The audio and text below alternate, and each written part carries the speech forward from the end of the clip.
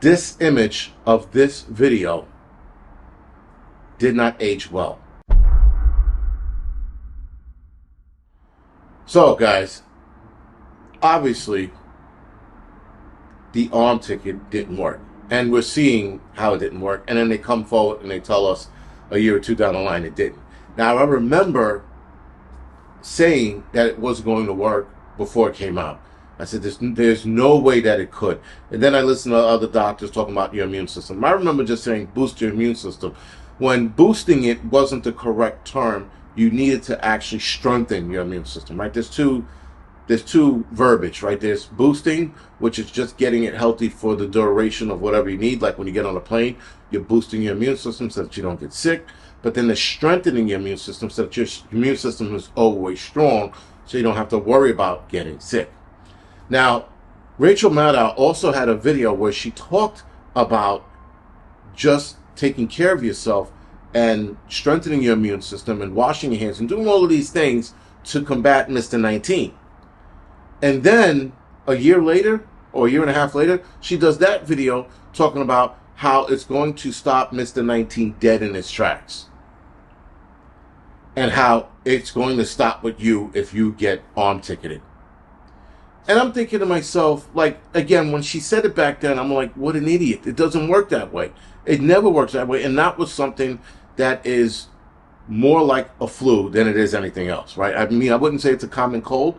Well, for some people it was a common cold, and for other people it was the flu, and then for other people it was death in a box. But a lot of people wind up passing away because they had other problems going on. A lot of those people. And again, to sit there and tell us guys that it was going to stop with you if you took the arm ticket, you had to understand that the arm ticket had to be very bad, and a lot of people weren't buying into it, if they had people on national TV trying to give you free shit, trying to give you a free burger, a free donut, right? De Blasio, that fucking mess of a demonstration on how good the burger was so that you can go get your arm ticket. How great the donuts taste, and hot dogs. They even gave away hot dogs. Supermarkets were giving away gift cards. What was it, $25 or $50 depending on the supermarket. They were giving shit away to coerce you into taking something you didn't need. Never in the history of the human race did we need to bribe people to take some shit that they didn't need. And that right there told me everything I needed to know and all the red flags. And I remember when we were going through this, I remember thinking, people are that desperate that they'll take an extra $200? Like companies like Uber and I think Lyft were offering you extra money in your paycheck if you got the arm ticket. They didn't want to force a lot of people because they knew that a lot of people, because of their religious beliefs, weren't going to take it, and that was going to drive their workforce down, and that was going to put them in a bind. So they offered to pay you, if I'm not mistaken, I think it was upwards of $500 extra if you got the arm ticket.